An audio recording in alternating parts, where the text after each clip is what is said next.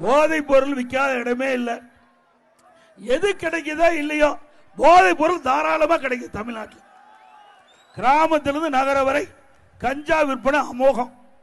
கஞ்சா முதல்ல அந்த இலையில தான் வரும், கஞ்சா இலைன்னு சொல்லுவாங்க, அதுல வரும்னு சொல்லுவாங்க.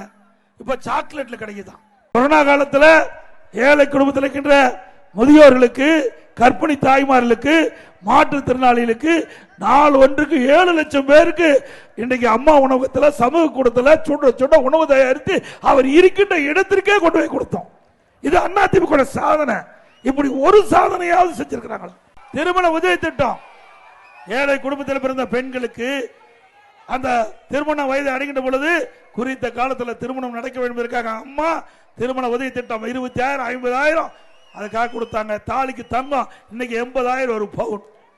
அதை இந்த திராவிட முன்னேற்ற கழக அரசு நிறுத்தப்பட்டு விட்டது, ரத்து செய்யப்பட்டது திட்டத்தை. தமிழ்நாட்டில் அதிமுக ஆட்சி இருக்கிறவங்க 10 ஆண்டுல 12 லட்சம் பேருக்கு இந்த திருமண உதவி திட்டம், தாலிக்கு தங்கம் திட்டத்தில் கொடுத்தோம். 12 லட்சம் குடும்பத்தை வாழ வைத்த அரசாங்கம் அதிமுக.